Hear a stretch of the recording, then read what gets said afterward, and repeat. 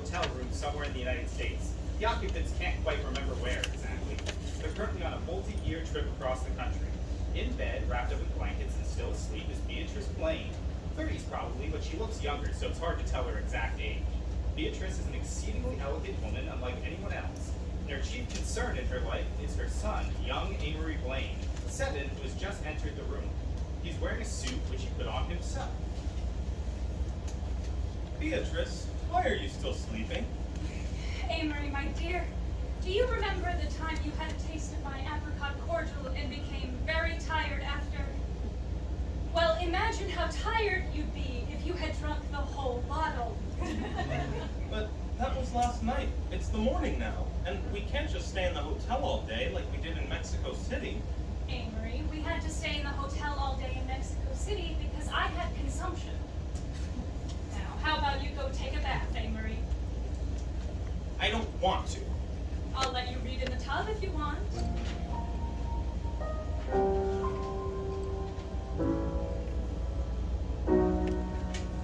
Oh, a hot bath will suit you fine. After all, you are the son of mine. And a red hot bath, if it isn't too hot, will always calm my nerves. And when the bath has softened you, get in bed, have breakfast, rotting too. Having breakfast in bed is the cotton thing to do. When you're done with your breakfast, you need to leave this dreary town and see what kind of world can be found. We'll go searching for sunshine. I sure know there's none here. We'll go searching for laughter, just a little bit of cheer. Every life out there is hard, but I know you'll make it through. Just go searching for sunshine. Sophisticated ones like we, filled with charm and individuality, cannot waste away like some other boys. We need to move around. Those Western women and their Western names think they need an accent to state their claims, but they always end up sounding like a faded Brit. We are nothing like them. We never justify our lives. That isn't how a plain man survives. Go out searching for sunshine, and you'll never be sad. We'll go searching for sunshine. That's my Amory, my lad. You say life out there is hard, but you know I'll make it through. Just go searching for sunshine. You'll always have sunshine. It's inside you.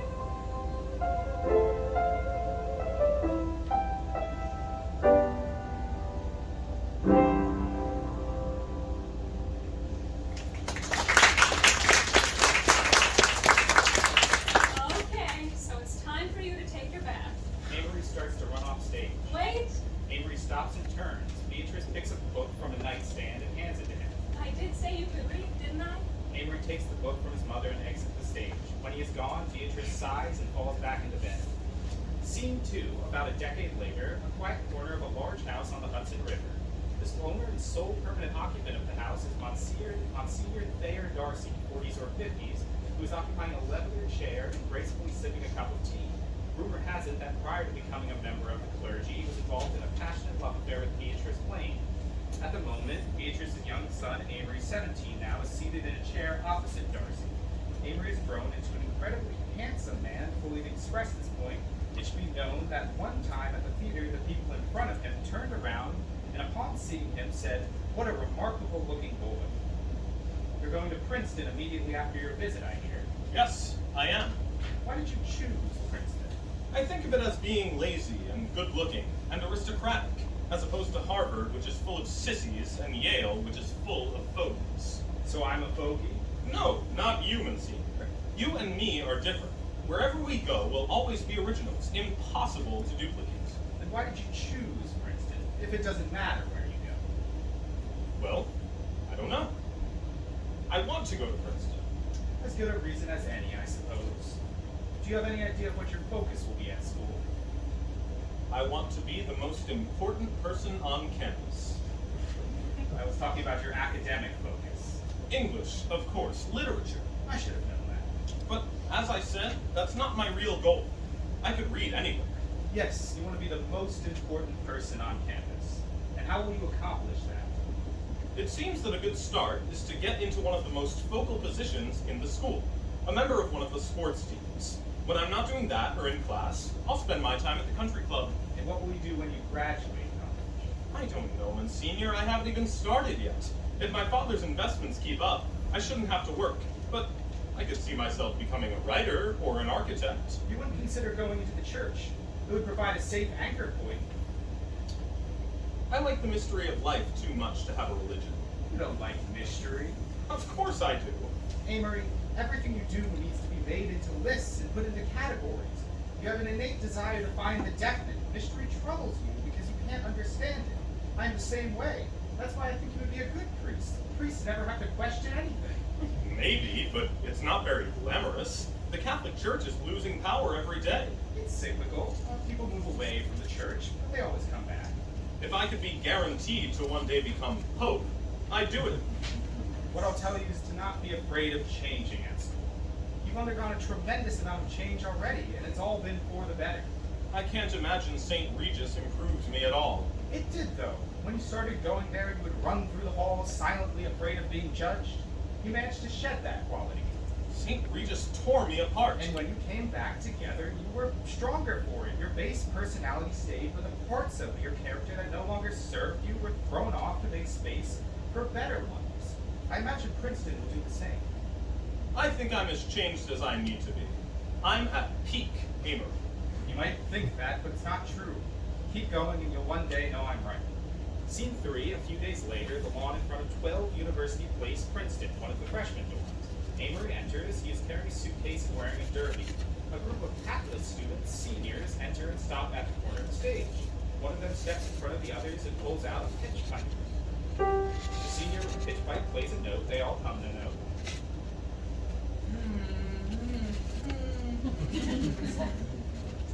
She works in a jam factory and that may be alright, but you can't fool me, for I know damn well that she don't make jam all night. Oh!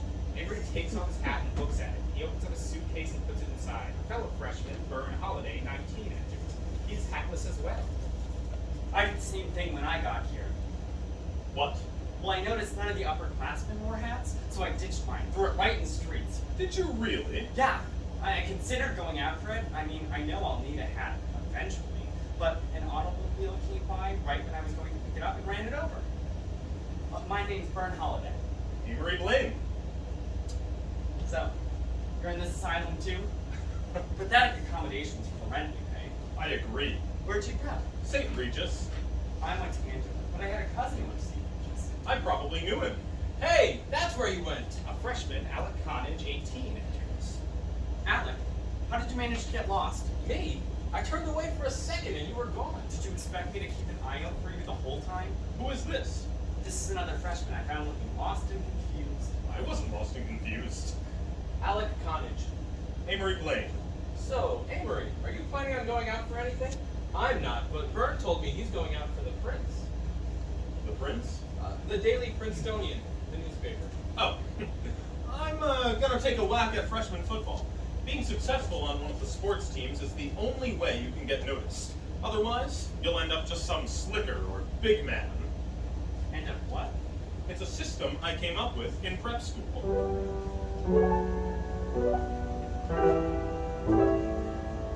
There are two types of men that you'll find campus. One is the slicker, the other the big man. They're useful classifications to deduce who really stands a chance in life. First is the slicker. The slicker has a clever sense of social values, and also he dresses well but says that clothes don't matter when they do. He does things where he knows he will shine. The slicker graduates college. He's successful in a worldly kind of way.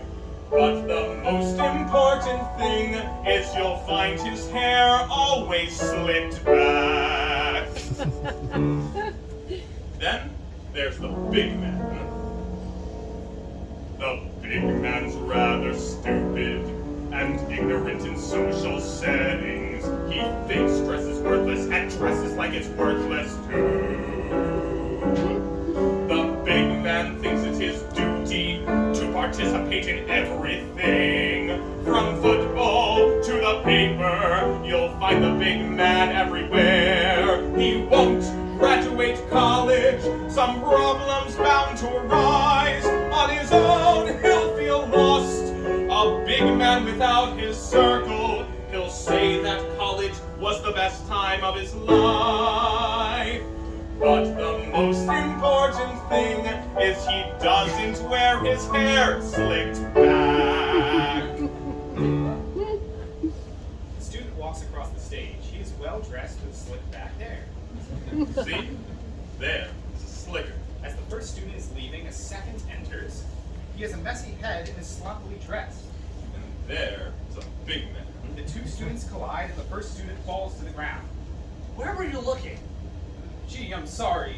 The second student forcibly pulls up the first. I have to get going now. I'm late for practice.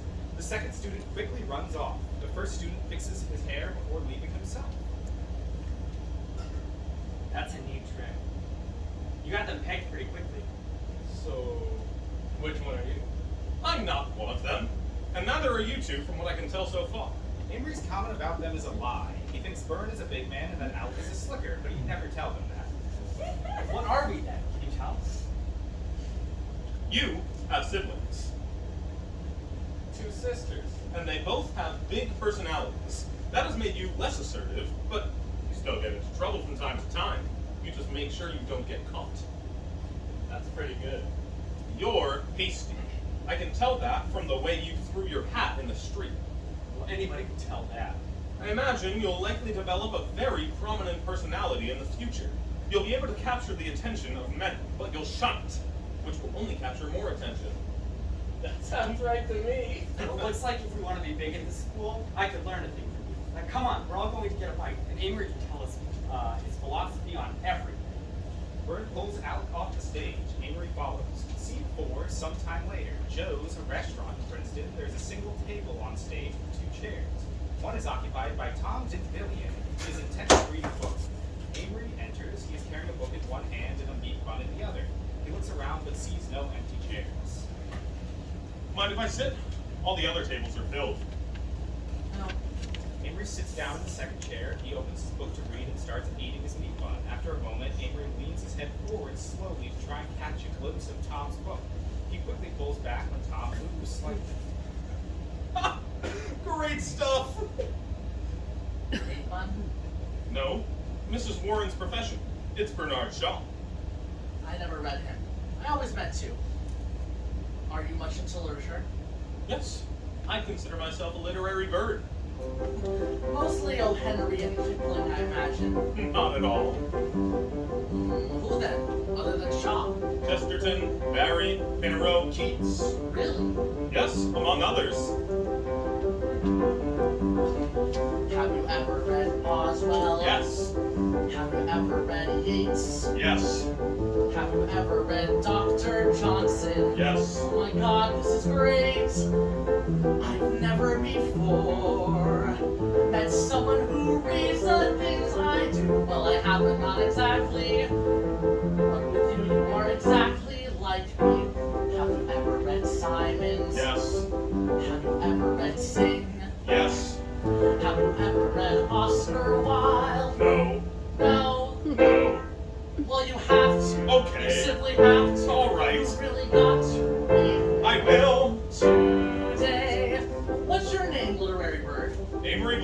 I'm Ton Denvilliers. Denvilliers? You're the fellow from the Nassau Lit magazine who writes the poems I can't understand. A serving lady speaks. Black velvet trails its fold over the day. White tapers prison in their silver frames. Waves their thin flames like shadows in the wind. Pia, Pompeia, come away. Yeah, like that. I have no idea what you just said. Want me to tell you? Of course. Come to my room. I have to loan you my copy of the portrait of Dorian Gray, too. Lead the way. Have you ever read Phillips? No, Graham. Yes. Have you ever read Milton? Of course you hasn't read. Have you ever read Robert Chambers? Yes, just read him the other day. I think you might be the person I've been waiting for all year, with a mind that can excite me and a passion that will put me to shame. Do you ever read poems out loud in your room? Well, Always thought I was the only one. no. No. I read poems. You too? I really chant them. You chant? Sometimes I even scream them. Scream? I do. I see. That makes a lot of sense. Men with slick back hair have all these seem to be the more successful ones, even if it's merely because they know how to play the game. It's not that the big man has good qualities that are being overshadowed by the slicker's tricks, though. Definitely not. You came up with this in prep school? It was obvious to me. I spent my first year there pretty much observing, and the pattern arose. That's a poet's mind happening. Oh, I like poetry, but I'd only ever be mediocre at writing it. I can recognize beautiful women, spring evenings, but I can't catch things like silver snarling trumpets. That's just because you haven't read enough yet. I've read nearly everything I could find. I've read Finch, Poe, Twain, James, Barber, Alcott, Service, Farnell, Tarkington, Stevenson, Chesterton, Tennyson, Owen Johnson, Lewis Carroll, Charlotte Bronte, Joseph Conrad, Irving, Harding, Doyle, Hugo, Chekhov, Ibsen, Zola, Rembrandt, Burling, Johnson, Reinhardt, Sand, and Crane. But you never read Wilde. No, You have got to read Wilde. I know. Are you gonna read Oscar Wilde? Yes, Yes. yes. You said I have to. I did. I really have to. You did. I guess I'm gonna read him Will. today.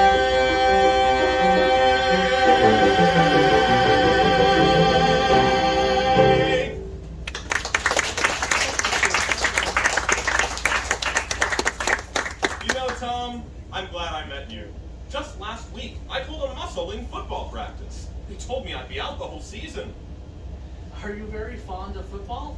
Not really, but I thought it might be my niche here, what makes me stand out. But after meeting you, I realized that the literary personality can have an impact as well. That's good to hear. Oh, is it already that late? Do you have early morning classes? I do. Then it can't be helped. Good night. Good night, Dr. Johnson. Good night, Baudelaire. Scene 5. It is now 1914, a music room. Members of the Triangle Club, among them Byrne and Alec, dressed as pirates with swords, wander around. They are rehearsing Ha Ha Hortense, a musical comedy partly written by Amory and Tom. It's a tradition for the Triangle Club to write and tour a musical comedy every year. Several of the group are involved in what appears to be a heated card game. There's a piano with a pianist behind it. Amory and Tom enter talking.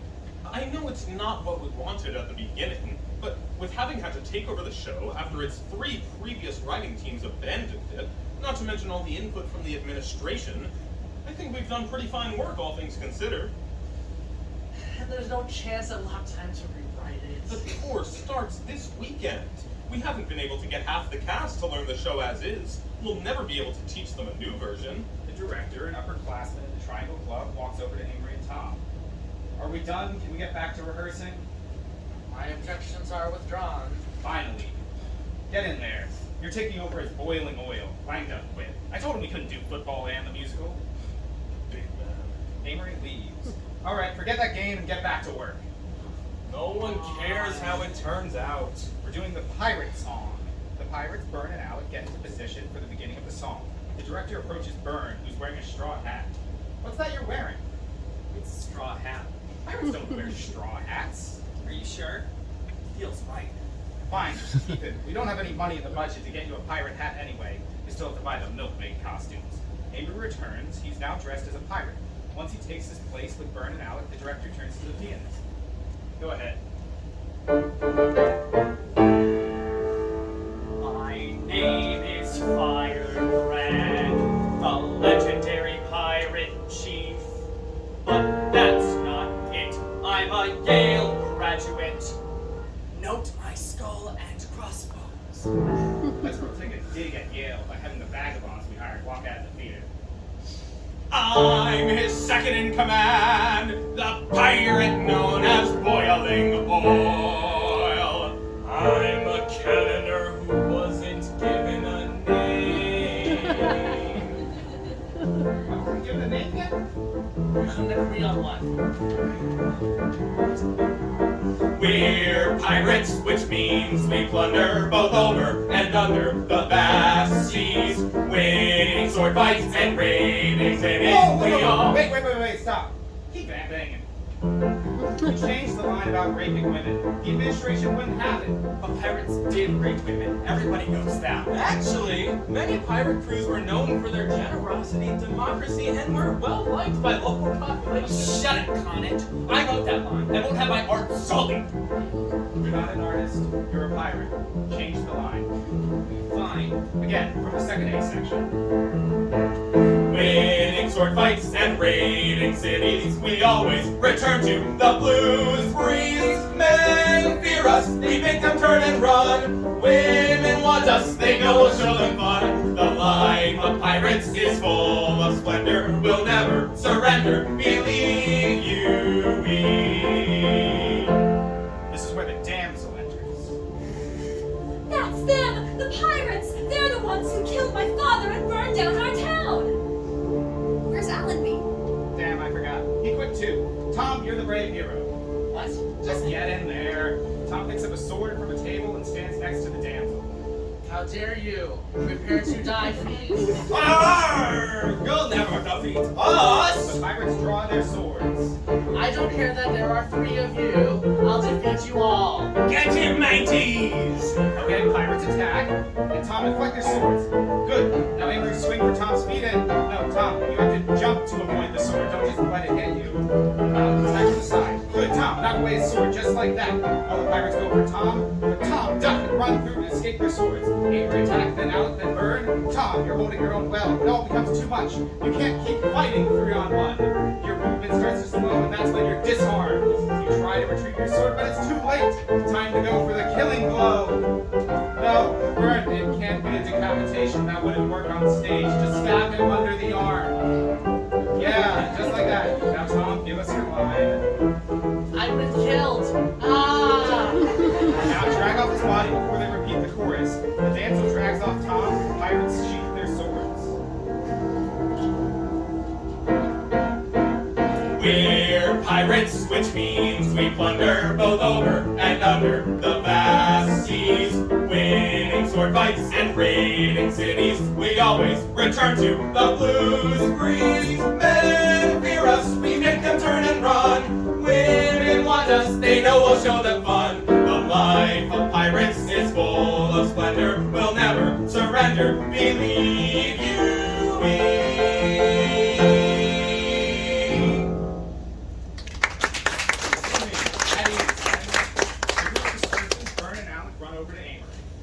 I'm glad you told me to do this thing.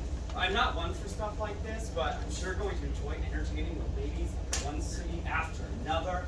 Louisville, Memphis, Chicago, Baltimore, Minneapolis. What was that? Well, I bet you're from one of those cities, aren't you? Like you're thinking of all those girls you'll look up when we get there. I'm not from anywhere. I'm Amory Blaine of Lake Geneva, just because we have a house there. But I did spend a few years in Minneapolis. And who are you planning to see? There has to be someone. She's not actually from Minneapolis either. The cousin of a girl I knew. I spent some time with her years ago, but she never interested me then. She interests you now, then, doesn't she? I can neither confirm nor deny rumors that she has apparently become very attractive and has acquired the new generation's more lax views on sexual activity. That's how it is. What's your name? Isabelle Bourget. Scene 6. A little over a week later, the ballroom at the Mini Ha Club in Minneapolis. The room is empty until Isabelle Bourget, 16, wearing an evening gown, enters. She looks a little nervous. Isabelle! Isabelle turns around to look in the direction of the voice. Its owner, Isabelle's cousin, Sally Weatherby, 18, enters. I'm sorry I ran ahead. I'm a bit nervous. Who did you say was going to be here tonight? People I know, I mean. Well, there'll be Marilyn DeWitt and Myra St. Clair. Speaking of... Marilyn DeWitt and Myra St. Clair enter. They are friends of Sally's. Sally! Marilyn! Myra! Is that you, Isabelle? Hello, Myra. I'm Myra, that's Marilyn.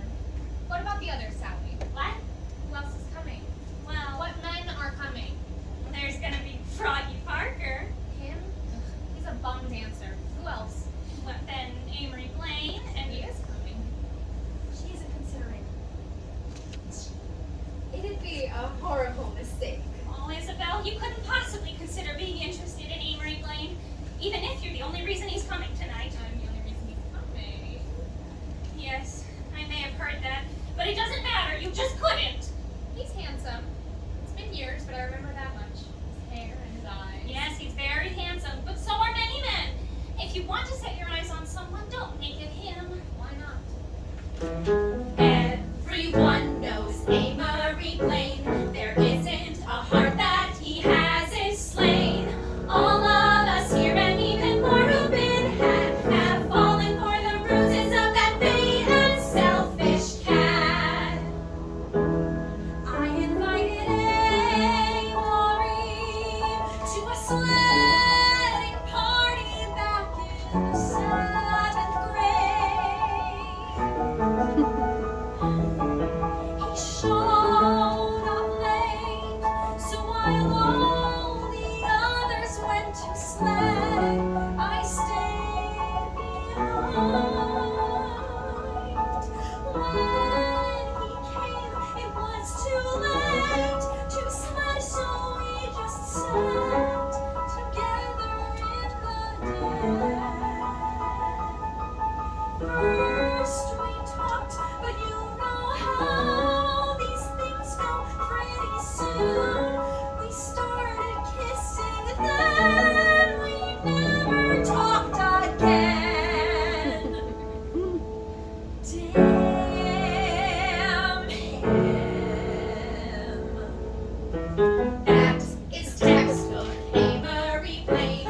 It's business as usual to give some pain. You could avoid it if you hear us all through. For falling for that man is just the dumbest thing to do. Amory started visiting me back when he was in school a couple of years ago. First I was delighted, for who wouldn't be delighted for a guy who looked like Amory to spend some time with them. Then I learned that it wasn't really me that he was interested in, but my car. I just think he found it a convenience to be going with a girl who'd also drive him around town. Now I know that I should have up and ended the whole thing right there, but I didn't. I knew he was using me, but can you ever blame me for he wanting to keep kissing me? A breathing person couldn't turn down that. We both fell for Amory Blaine. We couldn't defame you for sense so plain. That's what he does, he makes you lose your damn mind. And until he breaks your heart, you'll never see that you were blind.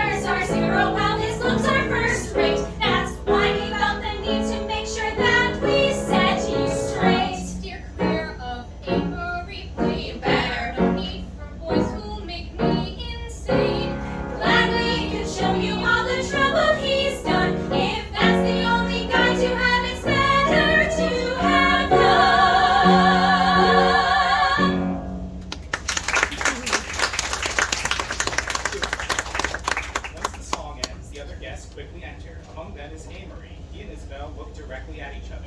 Isabel spins in the other direction and ignores him. This only lasts a moment. Then she looks over her shoulder at Amory, who smiles. Isabel almost involuntarily starts walking over to him. Sally tries to stop her, but it's no use. Amory Blake, I hear you came to see me tonight. What if that's true? So it is? Yes. Isabel turns away. I have an adjective that fits you perfectly. What? Never mind. I don't know you well enough yet. Will you tell me when you think of one? Amory nods. A man from the crowd comes over to Isabel. Amory stands back and the pair go off to dance. During the dance, men frequently cut in and take Isabel as a partner, but she maintains a constant eye on Amory the whole time. When the dance is almost over, Amory cuts in and the other men leave. The song stops, but Amory and Isabel keep dancing. Sally runs over to her cousin. I think you're making a mistake here. Scene 7. A few minutes later, a private room at the Minnehaha Club. The light is low. Amory and Isabel sit together on the couch. I feel it's been so long since we saw each other. It has been. Years. I can't decide whether you've changed completely or not at all. You've definitely become more handsome, but... Isabel, do you think I'm conceited? I know Sally and the other girls must have told you lots of things about me. I think there is a difference between conceit and self-confidence. What's the difference? I hate conceit, but I love self-confidence. Isabel grabs Amory's hand and compares it to her own. Your hands are so big. Do you play the piano? Amory looks away without answering.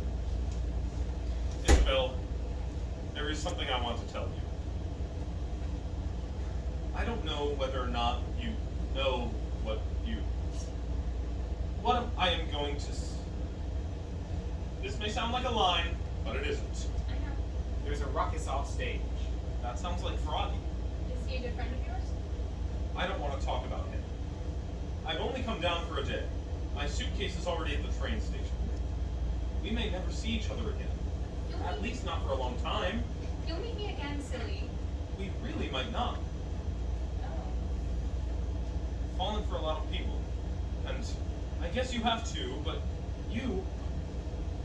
Oh, what's the use? You'll go your way and I'll go mine.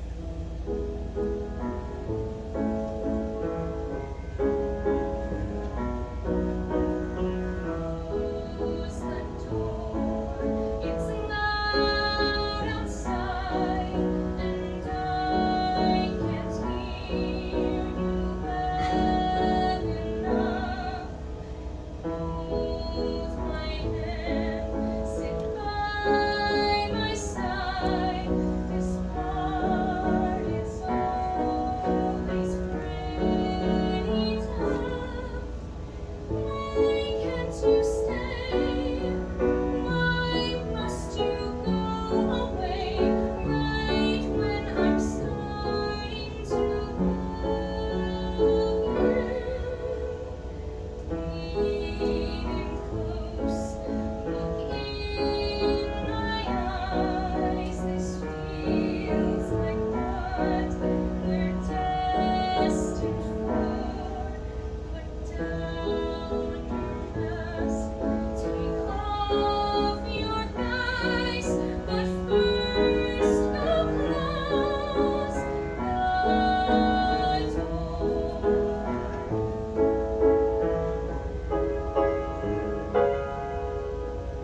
Tell me straight, you truly care, and I'm the only one you need. That is one more thing we share.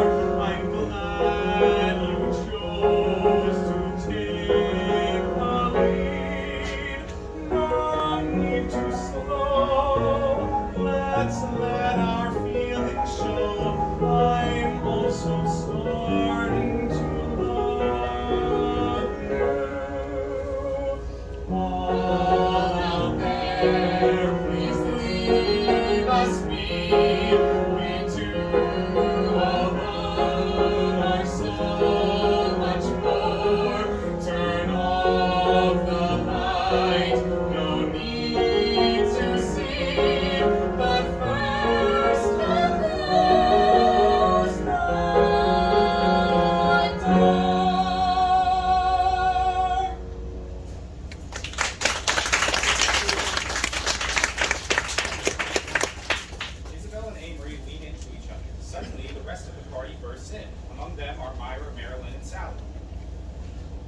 is it so dark? I should have known this was going to happen. Why didn't you just listen? Scene 8, a few months later, the Atlantic City boardwalk. There are people milling about. Amory, Alec, Byrne, and Tom enter. Also, along with them is Dick Humbert, 20, a new addition to the friend group.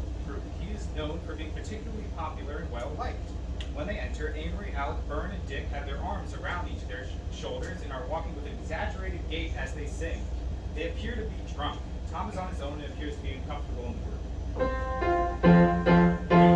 We're pirates, which means we plunder both over and under the vast seas, winning sword fights. What do we end up with, Tom? Do you remember?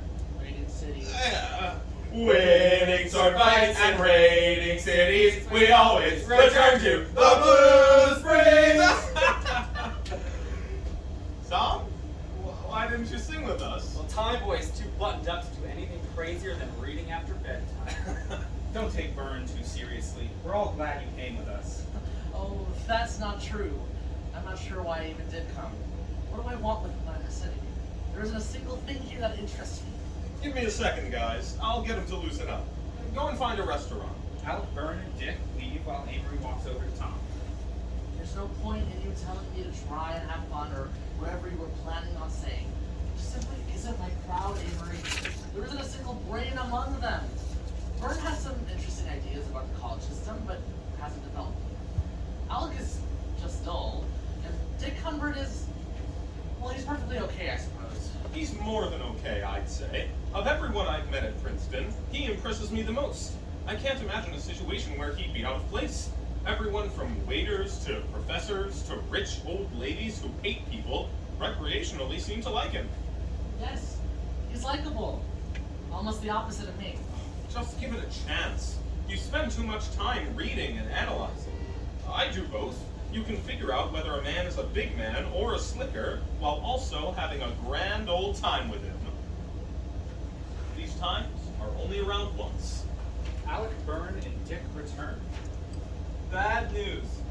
It doesn't seem like there's a single restaurant on the whole boardwalk we can afford. How much do we have? 11 cents. We should always just eat and then slip out when the bill comes. As long as we do it confidently, like we're the owner's son or something, the staff will take longer to decide if they should call the police or not than it will take us to get across town. I'm not doing that. There has to be another way. Well, if you don't like my first idea, Byrne takes the hat off a passing man. how about this one? Just follow along when I give the sign. Ladies and gentlemen of Atlantic City, I'm sure you are all aware of the horrible goings-on across the sea. The war has only been raging a couple of months, but it's already created nearly 40 million orphans in France alone. Won't you show them that you care? Open your hearts to the orphans of Paris, orphans of Belgium, orphans of France. The war has destroyed all the things they hold dearly. Who has the love to give orphans a chance? Germans have burned over 60% of homes that once stood in the city of Lille.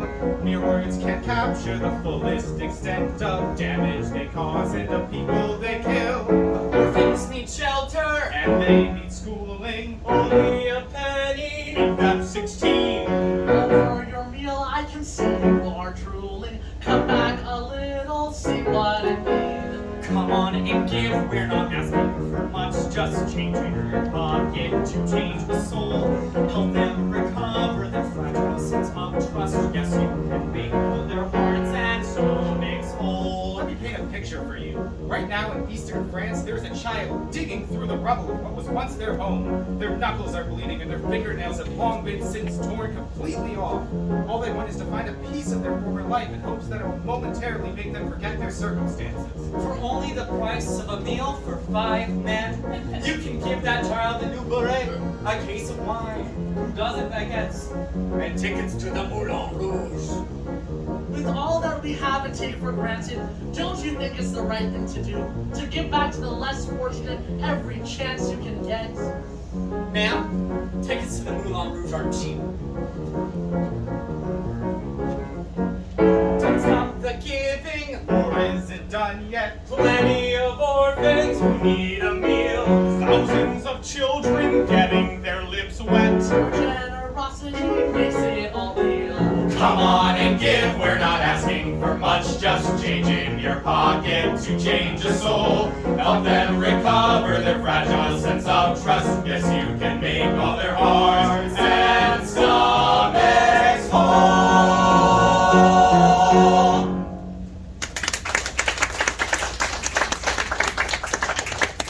Fewer members of the crowd toss coins into the hat before dispersing.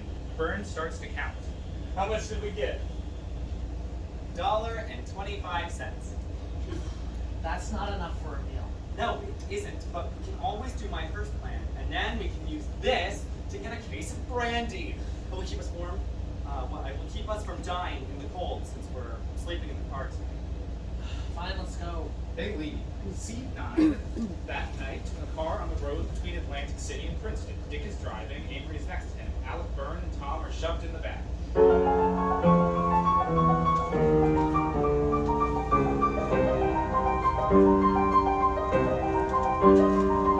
the great car crept nightward in the dark, and there was no light stirred as it went by, as the still open paths before the shark in starred and glittering waterways, beauty high, the moon-swath trees divided, pair on pair, while flapping night birds cried across the air. A moment by an inn of lamps and shades, a yellow inn under a yellow moon, then silence, while crescendo laughter fades. The car swung out again to the winds of June, mellowed the shadows where the distance grew, then crushed the yellow shadows into blue.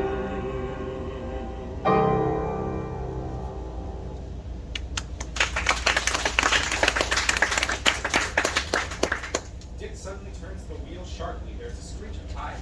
Dick, you're going too fast. And I think you had too much of that brandy. You should let Avery drive. I also had too much of the brandy. You should drive. Are you crazy? I'm drinking now. Alec, Don't ask me. I can't keep my eyes open. I'd fall asleep and send us into the sea. Tom didn't drink much. He should drive. Okay, just pull over. No, that's all right. I'm fine. It's just dark, that's all. Then let's park and continue in the morning. No way. I have classes tomorrow, and if I miss any more, I'll have to take them again this summer. Dick, just let Tom drive. I told you that I'm fine. There's another jerk of the wheel and a screech. These curves are brutal. Why would they build a road with all these curves? Look, another one. Dick jerks the wheel, there's a screech, then a crash. The lights go out. When they come back up, Dick is missing, and the others look injured. Avery lifts up his head, his nose is bleeding. He turns to see Dick isn't there. Where's Dick? Tom gets out of the car. He sees something. Oh, Christ. Dick is revealed, lying face down on the stage, motionless. The others get out of the car. Byrne bends over Dick. I told you that you shouldn't have been driving. Now he'll just have a bloody nose and a headache as penance. Dick doesn't move. Get up, Humper. Feel his heart! Byrne flips Dick over and feels his heart. I can't feel anything. What does that mean? I'm just doing it wrong, right? Tom feels Dick's heart. He shakes his head. Fuck. Shoelaces. What about them? He tied them himself this morning. He tied them. Now he's... The stage goes dark, cutting Avery off. Scene 10, sometime later, a den. Avery and Isabel sit together on the couch. They are kissing. Suddenly, Isabel pushes him away. Ow, Amory! What is it? Your shirt stud. It cut me. I told you it would, but you wouldn't listen. Oh, it's not that bad. Just forget about it. It looks terrible. It's all red. No, you look fine. Actually, this reminds me of a poem Tom showed to me. All the perfumes... There you go, turning everything into an English lecture. You're not very sympathetic. I really think you're just overreacting. It'd be best to get your mind off. Now you're laughing at me? It is funny. You might not see it because you don't have much of a sense of humor. Oh, shut up! You're angry, and I will be too in a minute, so We just kiss and make up. I hate to be laughed at. I stopped, didn't I? You were laughing, though. I think I should leave. Miss Lee, why? There's no reason to stay. If you insist on being ridiculous... I'm not ridiculous. Remember how I said I thought you were just self-confident? Now I think you're just conceited. If you saw me at Princeton, you'd never say that. Princeton! You'd think that was the world, but who really cares if everyone there likes you so much and thinks you're so smart? You don't understand. How could I not? It's all you talk about. What train could I get? There's one at 9:15 if you must go. I must go. Then good night. Isabel turns away. Amory gets up and walks to the edge of the stage. Good night.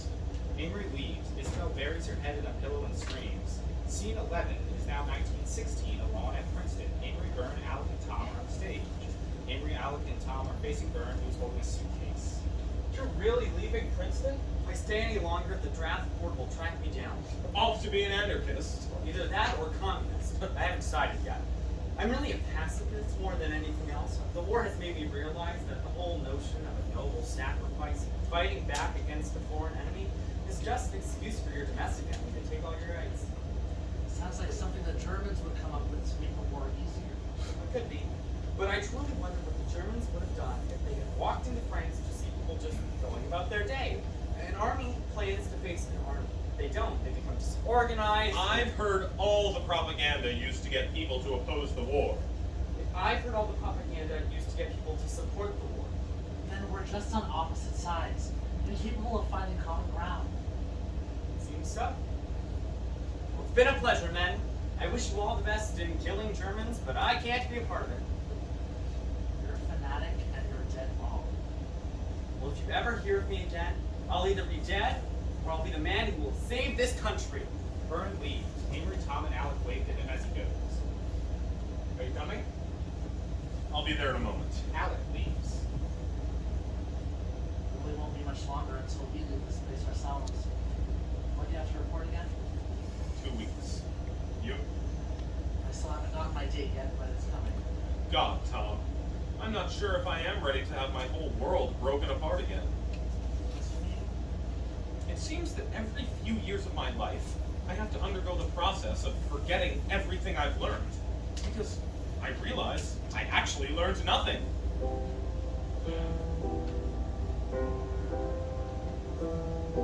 I started out as me, the fundamental Amory, then came Beatrice, Amory plus Beatrice, Minneapolis, Amory, Beatrice, Minneapolis, St. Regis pulled me apart, and I started again. I made it back to me, the fundamental Amory, then came St. Regis, Amory, St. Regis, Princeton, Amory, St. Regis, and Princeton. Princeton didn't quite pull me apart, but I didn't succeed, and I wasn't enough, so I have to concede I cannot love. Break it down to me, the fundamental Amory, not Beatrice, not St. Regis, but me. I know I'll find some truth out there. I know I'll find what's real.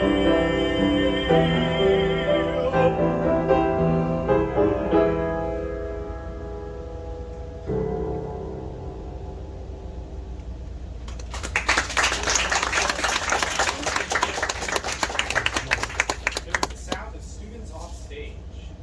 Sounds like a freshman. I think they're coming this way. Goodbye. You and I knew the strange corners of life. Amory and Tom start to cry. Damn. End of Act 1.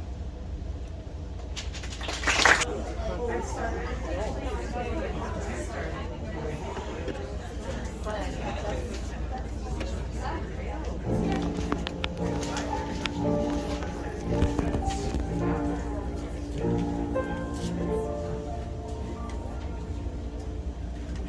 2, Scene 1. March 1919, in front of a Navy vessel in the Atlantic. Avery is leaning on a rail, reading a letter. Monsignor Darcy enters downstage outside of the letter. My dear boy, all you need to tell me of yourself is that you still are. As long as you still draw breath, you have the ability to move forward in life. Amory, I've discovered that I'm an old man. Like all old men, I've had dreams sometimes, and I'm going to tell you of them. I've enjoyed imagining that you were my son. It's the paternal instinct, Avery. When lightning strikes one of us, it strikes us both. We had hardly arrived at the point of embarkment when I got my papers to start for Rome, and I'm waiting every moment to be told where to take my ship. Even before you get this letter, I shall be on the ocean. Then will come your turn. Do you remember that weekend last March when you brought Vern Holiday from Princeton to see me? What a magnificent boy he is. It gave me a frightful shock afterward when he wrote that he thought me splendid. How could he be so deceived? Splendid is one thing that neither you nor I are. We are many other things. We are extraordinary. We are clever. We can be said, I suppose, to be brilliant. We can attract people. We can make atmosphere, but splendid? Rather not. I'm going to Rome with a wonderful dossier and letters of introduction to cover every capital in Europe. And there will be no small stir when I get there. How I wish you were with me. I come back to the thought again, but we really are each other's only true family. The loss of your mother was sudden. My only solace is that she returned to the Catholic Church in her final days. Even if it meant a series of donations that will significantly reduce your inheritance, a fortune that has already been dwindling for many years. Amory, I feel somehow that this is all, one or both of us is not going to last out this war. I've been trying to tell you how much this reincarnation of myself and you has meant. Curiously alike we are, curiously unlike. Goodbye, my dear boy, and God be with you. Monsignor Darcy leaves as Amory folds up the letter. Alec enters and goes to Amory. You're still out here? Yes. I need to write Tom a letter. Dear Tom, dear Baudelaire, we meet in Manhattan in 19 days. You and I and Alec is by my side as I write this letter on the bow of our ship in the middle of the night. I have no ambition or idea what to do except a vague inclination to a dream I should knit of going into the world of politics.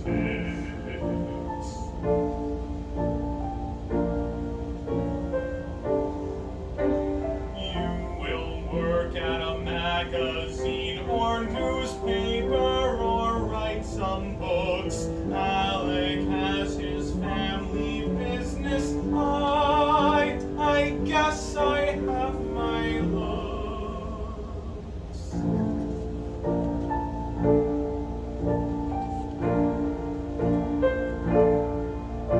They say the war would make us all close to God, but I feel more agnostic each passing day. But the reason could be that there's no more Catholic writers with things to say. Hey Tom, this is Alec who's writing now. Once we get to New York, we need to find this man a girl, because he's spending all his time stuck inside his somber head. Come on! We may be heading home, but they can still dishonorably discharge us if we stay on deck all night. Sincerely, Samuel Johnson. Amory stands up and follows Alec off stage. Scene 2, some weeks later, the ballroom of the Cottage House on 68th Street in New York City. Rosalind, 19, and Cecilia Cottage, 16, enter. Both are in evening dresses. Rosalind's is pink. You chose pink? Yes, why shouldn't I? No reason. It's very snappy. You have good taste. Mrs. Cottage, Rosalind and Cecilia's mother, enters. Pink? You too. It's fine, it draws the eye, and that's what we want. Mrs. Cottage pulls pulls out a notebook. Oh, the book. I'm sorry, I can't remember all the men I've invited to meet you tonight. Maybe the bigger problem is you've invited so many men to meet me that you can't remember them. I've had to cast a wide net because you're so picky. Mother, I'm not picky. I'm just not obsessed with my getting married like you. I have several promising candidates coming tonight, and one golden goose that will come if he can get out of a late night meeting he has. Dawson Ryder. And who's Dawson Ryder? Some executive in steel and railways and something. The important thing is he was an only child of a very rich man, and his father just died, meaning he's now a very rich man. You didn't tell me anything about him. You just told me he's rich. Well, he's handsome. They're all handsome. You know I wouldn't bother bringing a plain-looking man around you. Now you told me he's rich and handsome, and I still don't know a thing about him. Rosalind! I know you've gotten tired of Howard Gillespie, so you might as well at least try someone I've invited. How do you know I've grown tired of Howard Gillespie? He looks miserable every time he's here. Well, I imagine he's far more miserable when he's not with me. He was a romantic affair. It was all wrong. Just try to make me proud of you tonight. Don't go running off with a boy until you've at least danced with everyone who came to see you. And don't overlook your father's friends. They're older, but their lives are more secure. Mr. Ryder is still my favorite, but a young man's life can go wrong so quickly. Like your brother's friend, that Amory Blaine, his family was just as rich as Mr. Ryder's a few years ago, and now he's practically broke. Don't even think about it. Alec enters. If you haven't realized yet, he is the oldest cottage citizen. You're down here already? How are you supposed to make an entrance if you're here before everyone else arrives? I plan to return to my room before anyone outside the family shows up. That won't work. Amory Blaine is on his way in. Guests already here. I have to go. Mrs. Cottage leaves. Tell Mr. Blaine to go home and come back later. Amory enters. You, shoo! It's terrible manners to be the first person to arrive at a party. Someone must be the first to arrive. Yes, and it should always be someone who's incredibly dull and universally disliked. Is that how you would describe yourself? Rosalind, play nice. I want to go up to my room for a moment to keep Amory company. Alec starts to leave. If you're looking for something of yours, you'll find it in the attic. Mother took no time in converting your room into a second den. Alec leaves. When he is gone, Amory slowly walks towards Rosalind. So, you're Rosalind. Rosalind, not Miss Cottage. In that case, I'll call you Amory instead of Mr. Blaine. I planned to either way, but it's better to have a good excuse. Rosalind takes out an eye pencil and walks over to a mirror. You don't mind, do you? Since I have to entertain you, I won't have as much time to get ready. Go ahead, but I must say, I didn't view you like that. Like what? So, feminine. I imagined Alec's sisters to be completely sexless. Your activity is limited to swimming and playing golf. Oh, I do those too, but not during business hours. Business hours? 6 in the evening to 2 in the morning. I'm a corporation, don't you know? Rosalind Unlimited. How does one get stock in such a company? For $25,000, you can have 51 shares. That's quite the proposition. If a man doesn't bore me to death after 2 weeks, things could change. You seem to have the same view of men that I have of women. And why shouldn't I? In my mind, I'm much more like a man anyway. Rosalind stops and looks at Amory. She said too much. Go on. No, you talk now. You've already made me break my rules. Rules? I hear you're brilliant. My family expects so much from you. Do they? I believe that you have to be the one who helped Alec realize he has a brain. I can't imagine I did. I'm actually dull. Literate. I write poems. The trees are green. The birds are singing in the trees. The girl sips her poison. The bird flies away. And the girl dies. Not that kind of poem. I like you. How could you know that? We haven't even kissed yet. The war is over. Are you afraid to kiss me? Oh, you are a dangerous one. Thinking you play on my pride to get what you want. What if I told you that I had decided to kiss you long before you showed up tonight? And that no matter how charming you ended up being, that would have changed nothing. Is that true? Rosalind grabs Amory's face, kissing him. Good. It's done. That's why you came here, right? Now go and bother someone else. Wait a second. Footsteps. lips, Mrs. Cottage enters. I got word from Hartford. Dawson Ryder is coming. You won't have any issues showing him some encouragement, will you? If I have nothing better to do. Mrs. Cottage leaves, and slowly the room is filled with partygoers. They are disproportionately male. Mrs. Cottage must have had a hand in that. Among them are Alex and Cecilia.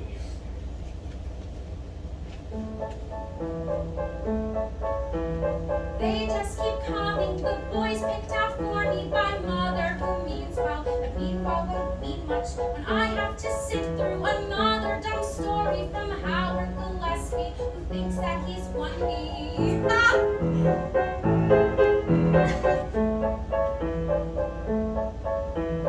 That's not to say that I'm not keen on men, for I like men a lot, but find most of them bore me. Their only desire is to constantly praise me and constantly tell me how much that they love me. But this Mr. Blaine that I keep thinking about seems the clever kind of man that I might like.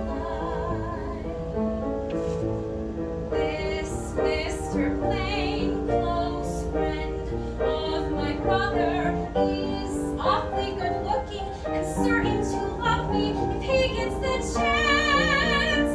And I think that I could love him. What am I thinking? There's no way he's better than all of those boys who keep calling for weeks. When the most that we did was share one little dance at a party where I danced with dozens of others.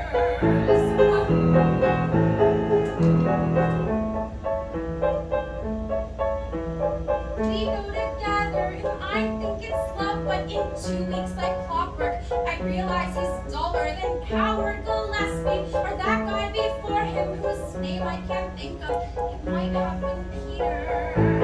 Who cares?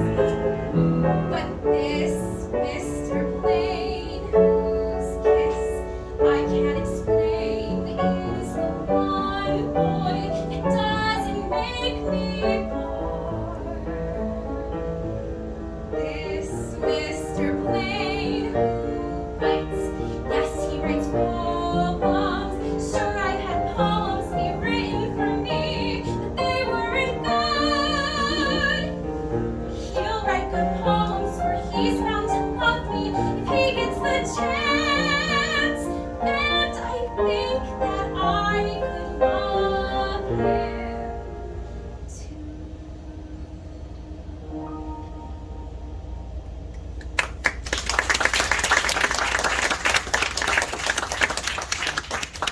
A dull-looking man walks over to Rosalind. This is Howard Gillespie. Rosalind, I feel like you've been ignoring me all night. You were always quite receptive, Mr. Gillespie. What? Just my luck to get my own brother for a dancing partner. I'll go if you want me to. No, it'd be even worse to have no partner. I don't want Amory to fall in love with Rosalind. To me, it seems like that was exactly what you do want. I used to, but I've changed my mind. I've grown awfully attached to Amory, and I don't want him to break his own heart over someone who doesn't care about it. Where is Rosalind? Mother, you wanted to find Rosalind, and you decided to check with the people she's least likely to be with. I have managed to wrangle 8 bachelor millionaires for her, and she's off with God knows who. It better not be your friend. He's penniless. You know Rosalind. She wants the best in life, and he'll never be able to provide it for her. Of course, Mother. Why don't you send the butler to check the cellar? Well, why would she be... Oh, God. Mrs. Cottage leaves in a hurry. On the other side of the stage, Howard has worked himself up. Well, what do you mean, I've changed? Well, if anything, I care more about you now than when we met. Now that could be the problem. Amory enters. Rosalind meets his eye, and he approaches her and Howard. Mr. Gillespie, this is Amory Blaine. Blaine, you're from Lake Geneva, aren't you? Yes, That's in the Midwest? if you say so. Mr. Gillespie, could you give us a moment? Howard turns to Rosalind. He stops for a moment, then he leaves. That man is just too much. I was in love with someone like that once. Her name was Isabel. What happened? She said I was ridiculous. Now that you're out of college, what do you think you're going to do? I thought I'd run for president, but I'll have to wait at least a decade. Until then, I'll write. Greenwich Village? I said write, not drink. Personally, I prefer business time. Suppose we fell in love. How about we pretend we've fallen in love? What's the difference? Rosalind kisses Amory. You are beautiful. You could do better than that. What do you want? True sentiment. It's the one thing I seem to be incapable of finding. I hate sentiment. I seem incapable of finding anything else. I love you. So soon. Is it unusual for men to fall in love with you so quickly? No, it's very common, but I thought it might be different. What do you think of me? Rosalind stays quiet for a moment, thinking. Alec starts to walk over. Amory and Rosalind kiss. They notice him, and Alec quickly walks away. Then don't worry about him. It doesn't matter if he knows who I love. Say it. Who you? Who I think I could love. Close enough. They kiss. Scene 3, a little more than 2 weeks later, Amory, Alec, and Tom's apartment.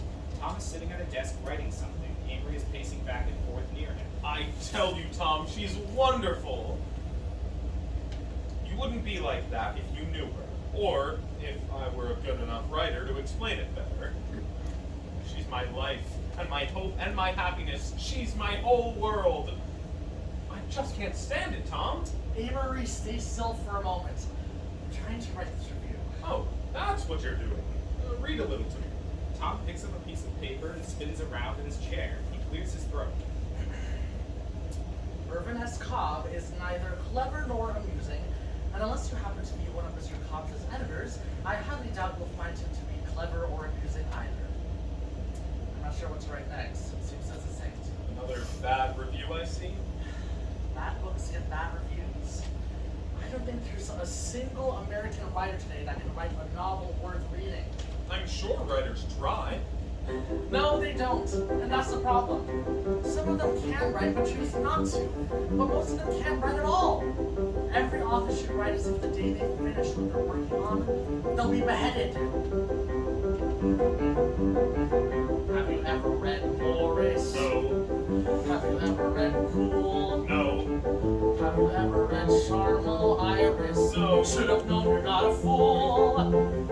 I've never before read piles of books I hate so much, and I barely scratched the surface.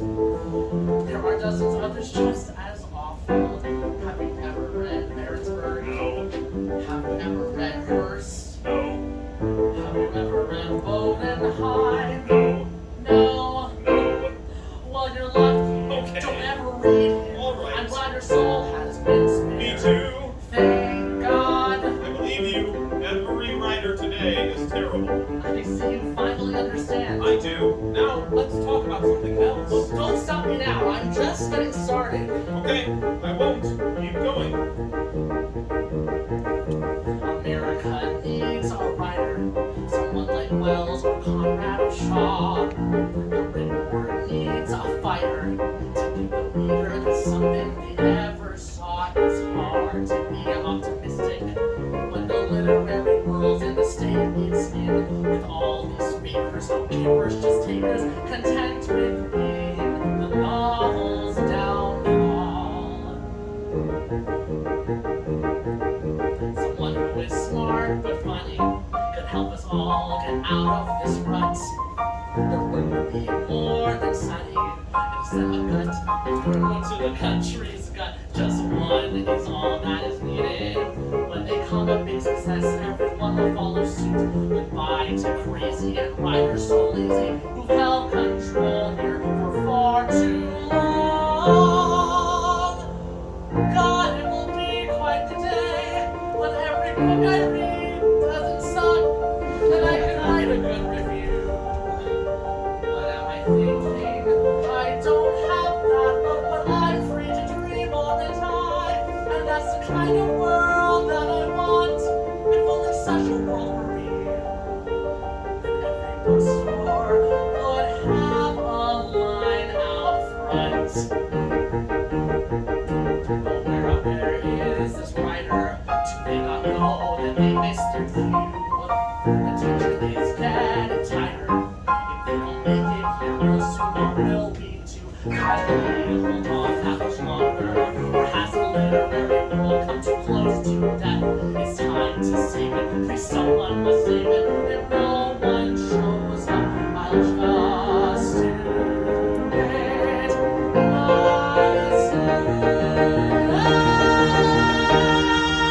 myself.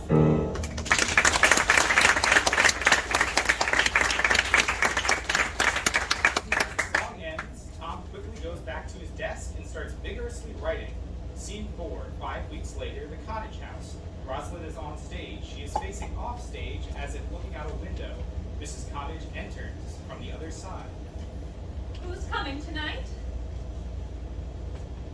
I'm going out with your brother. We're seeing a play. I asked, who's coming tonight? Oh, Amory. And I should have known. How much do you know about Amory's family? I know his mother was named Beatrice, and that she was wonderful, and he loved her very much. I know his father was dull and died with as little significance as he lived. Did he tell you that while his family used to have money, it's been drying up more and more every year? No, but you've told me that many times. I only do that because it's clearly not sunk in yet. Mother, please. Did he tell you that by the time you'd be married, he'd be completely broke? Aside from the $35 a week he makes at that advertising job? $35 a week is plenty. Dear, it wouldn't buy your clothes. You've wasted 2 months on him already. There are other men just as handsome, but far more successful. You really think I only care about how handsome someone is? I hope you know that I only have your best interests in mind. We won't be able to support you forever. Your father is getting older and his business has seen hard times, and we have 2 other children to worry about who wouldn't have as easy of a time marrying into money as you. Rosalind turns away. Amory enters. Good evening, Mrs. Cottage. Good evening, Amory. Alec enters. Hi, Amory. Hi, Alec. Tom told me to tell you that he'll meet you at the theater. I just saw him. How was advertising today? I got a raise, actually. It's just $2, but it's something. And come on, Alec. I think I hear the car. Good evening. Mrs. Cottage and Alec leave. There is a moment of silence. Amory goes to kiss Rosalind, but she pushes him away. What's wrong? Rosalind starts to cry. Rosalind. Oh God, Amory. Not again. You've been like this for a week. I can't take it anymore. Why has everything suddenly gone so wrong? It's Dawson Ryder, isn't it? I know you've been seeing him. People have told me. Please, sit down. Amory sits. Rosalind sits next to him. You know I love you, don't you? Yes. I'll always love you. Don't talk that way. It sounds like what you would say if you didn't want us to be together. Tell me what's wrong. I'm just nervous. You're considering marrying Dawson Ryder, aren't you? He's been asking me. The nerve of him. He's nice. I like him. Let's get married. Next week. We can't. Why not? Don't say it's about your mother and the money. How do you know about that? It's obvious. I still have my family's house in Lake Geneva. I could sell it.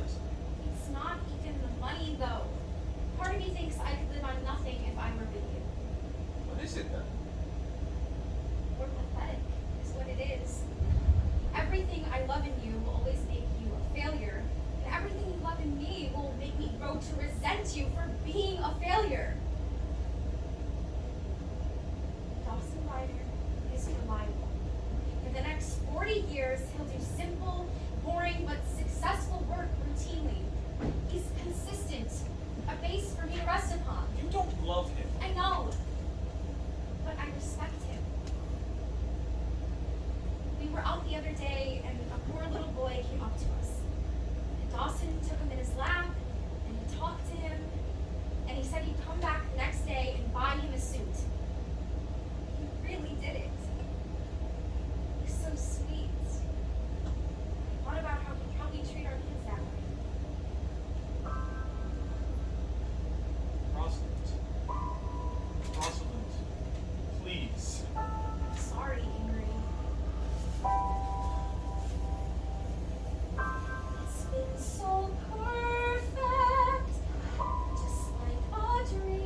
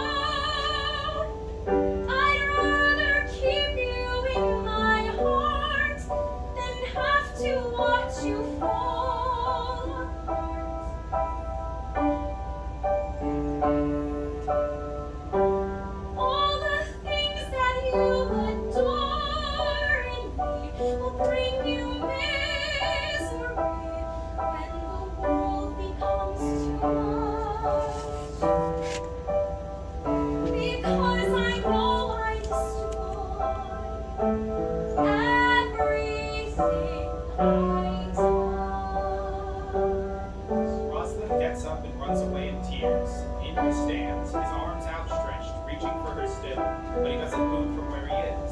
The set goes away from around him, leaving Avery alone on an empty stage.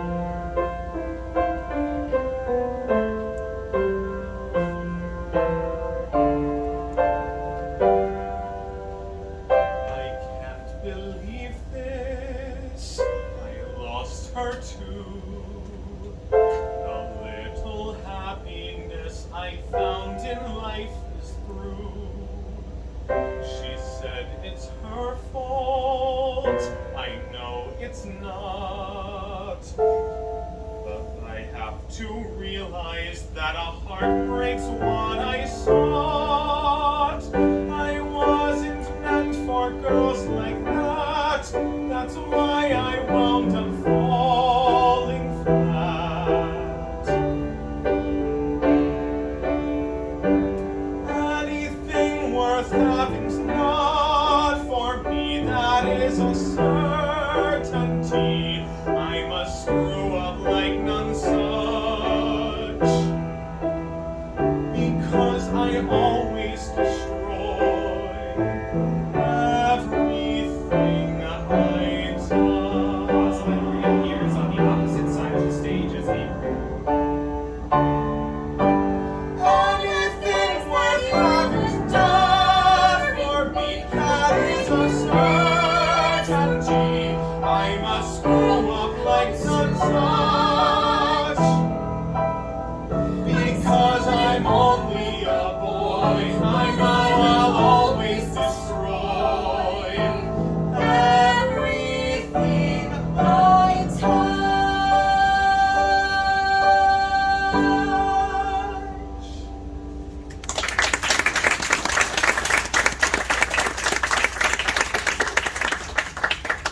Scene 5. Months later, Avery finds himself in a field in Maryland.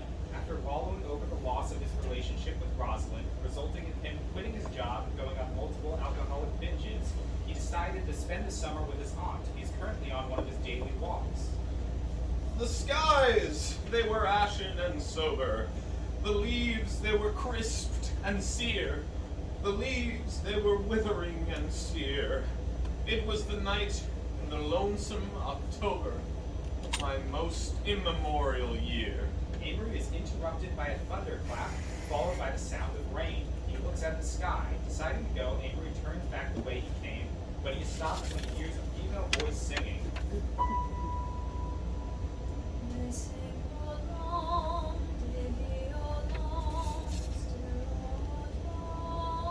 Who's there?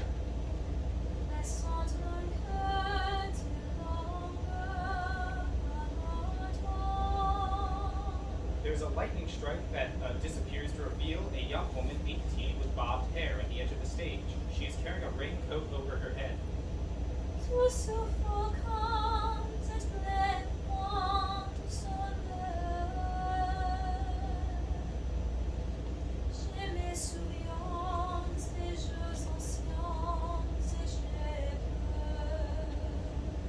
The young woman walks further onto the stage, but she doesn't notice Avery.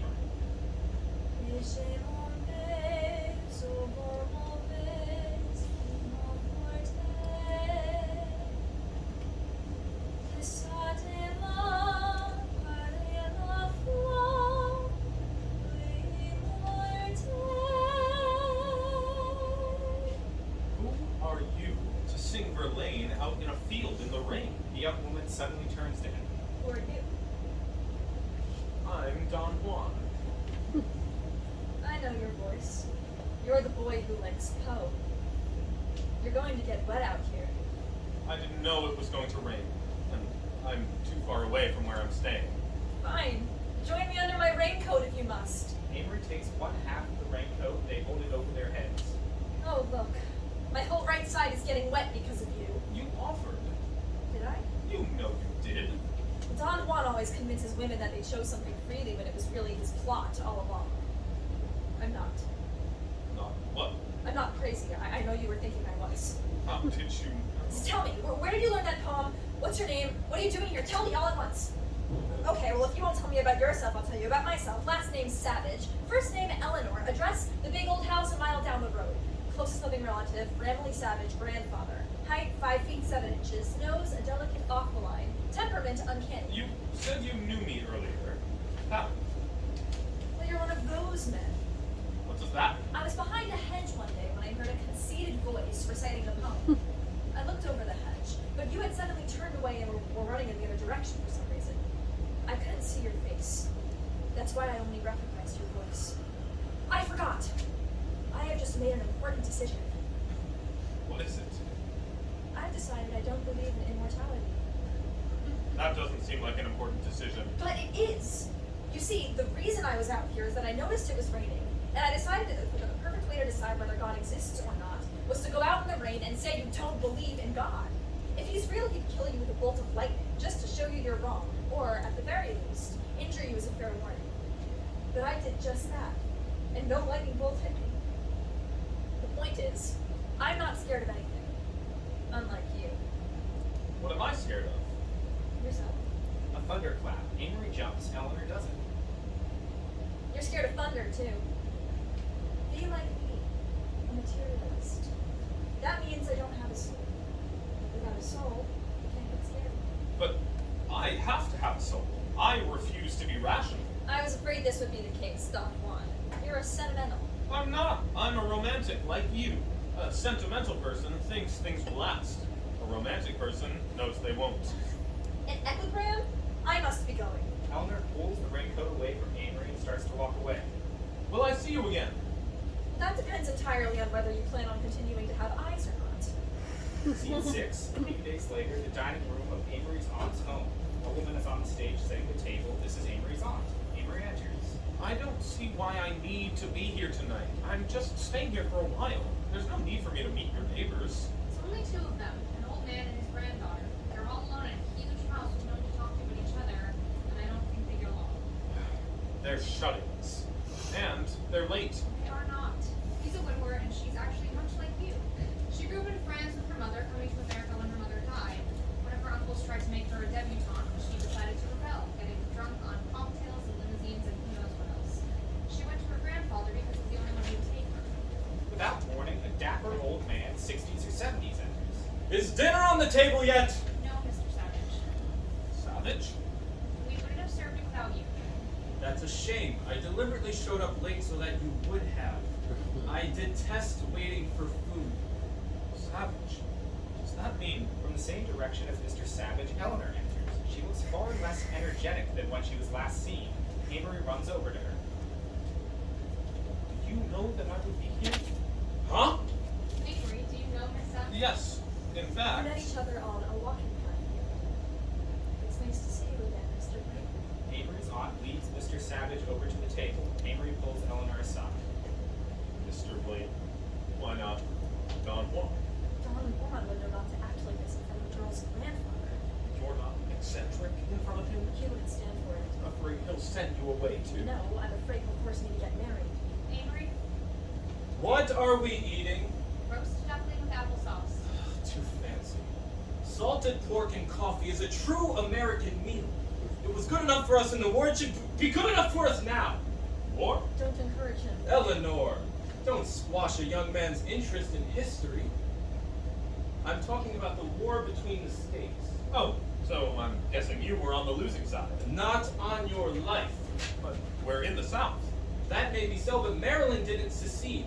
We were smart enough to choose the winning side, and we got rid of that horrible sin, slavery. You're surprised?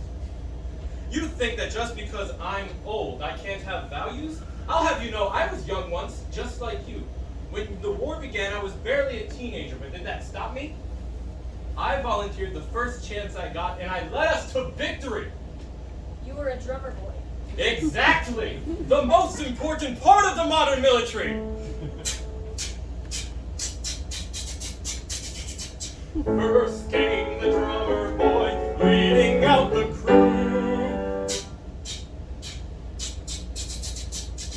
I played drum calls and cadences to tell them what to do.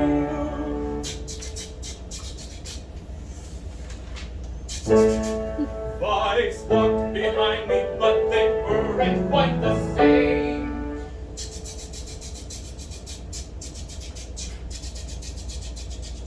Anyone with the brain built drummer boys can hold the fame. Could we have won the war without me bravely banging on my drum? Only a fool would dare believe it, but I guess there must be some. Right when my sticks would strike the trumpet, every face filled up with joy. That's why I tell you straight and proudly, you could never get along without the drummer boy. I was at every major battle, Antietam, No, he wasn't. Gettysburg, No, he wasn't. the Third Bull There Run, was no third one. and Chancellorsville. I think he might have been at that one, actually. Right when my sticks would strike the trumpet, every face filled up with joy.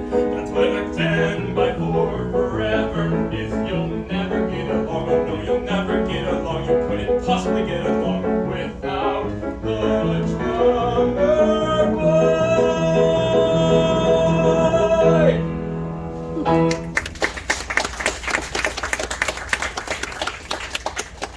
During the song, Mr. Savage has worked himself into such a frenzy that he's now standing on the table. What are you doing? You might hurt yourself. Getting down, Mr. Savage seems to pull something and screams out in pain. Oh, You did hurt yourself. that is nothing. I felt far worse when I took a bullet from General Lee's own gun. That never happened, Grandpa. We must be going now. Thank you for having us. Yes, of course. Good evening. Eleanor starts to lead her grandfather off. Eleanor. Eleanor turns, but Amory can find nothing to say. I have been sick lately. That's why I haven't gone walking in the fields. Eleanor leaves. I suppose they are a strange family. Scene 7. A few months later, the edge of a cliff in the middle of the night. Eleanor and Amory enter. She is pulling him while he reluctantly follows. If you keep me out all night, I'll fall asleep on the train Hush! tomorrow. Someone is coming. Eleanor pushes Amory to the ground, falling on top of him. Footsteps pass. They are gone now, Don Juan. You can get out from under me. You got on top of me. Typical Don Juan. Eleanor gets off Amory and sits on the ground. Amory sits up next to her. It's quiet here. Much more lonesome in the woods. I hate the woods. Are you cold? No, I keep thinking about myself. My own horrible self who keeps me from realizing exactly how wicked I am. Why am I a girl? If only I were a stupid man like you. You can just lope around and get bored and lope around somewhere else. You can do anything and be justified. And here I am with the brains to do anything, yet tied to the sinking ship of matrimony. Who could I possibly marry without patronizing myself? Listen, I like clever men and I like good-looking men, and of course, no one cares more for personality than I do. Oh, and just one person in every 50 has any glimmer of what sex is. I'm hipped on Freud and all that, but it's rotten that every bit of real love in the world is like 99% passion and one little soupçon of jealousy. Of course. You're right. Amory gets up and walks towards the edge of the cliff. It's a rather unpleasant, overpowering force that's part of the machinery under everything. It's like a machine that lets you see its inner workers. No, that's not it. Let me work out this metaphor. You see, everyone's got to have some cloak to throw around it. The mediocre intellects, Plato's second class, use the remnants of romantic chivalry diluted with Victorian sentiment. And we, who consider ourselves the intellectuals, cover it up by pretending that it's another side of us. It has nothing to do with our shining brains. We pretend that the fact that we realize it is really absolving us from being a prey to it. But the truth is that sex is right in the middle of our purest abstractions, so close that it obscures vision. I can kiss you now, and will. Amory goes to kiss Eleanor, but she gets up and moves away. I can't kiss you. I'm sensitive. You're stupid then. You were just saying intellect is no more protection from sex than convention is... What is? The Catholic Church? Oh, you're just a hypocrite, aren't you? Thousands of priests keeping people in line by blabbering about the 6th and 9th commandments. It's all just cloaks. I tell you, there is no God. Not even an abstract goodness. If there is a God, strike me down. There you go talking like an atheist again. Like an intellectual who doesn't find faith convenient.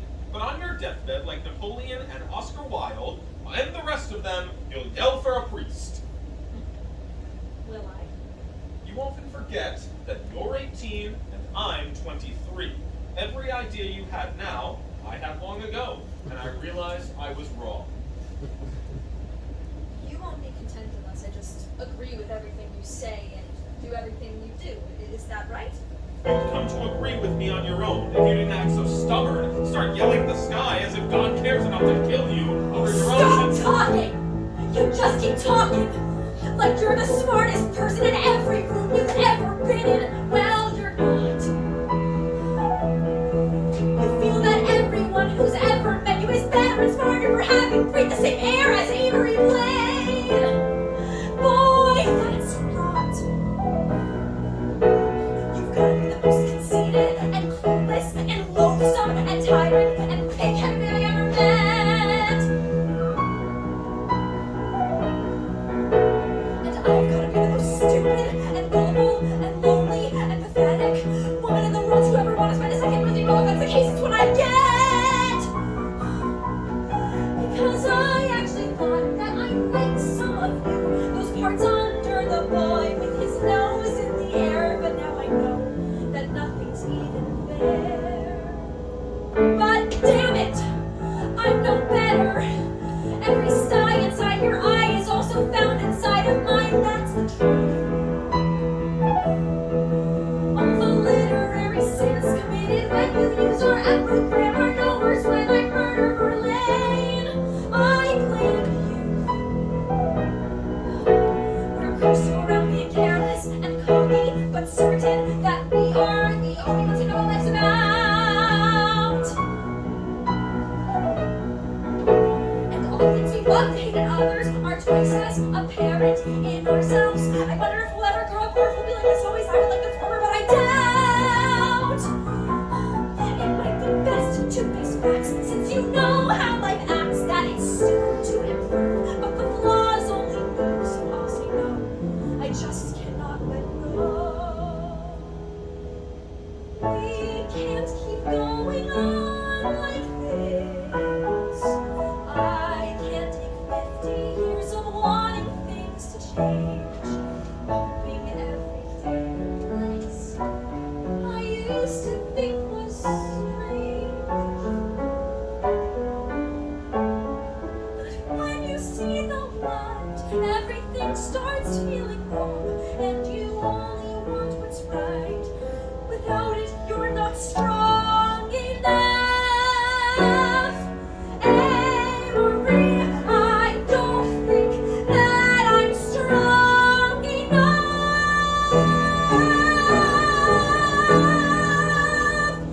So that's it. I found my answer. There's no use waiting for the shoe to drop. It's far too painful. Let it drop.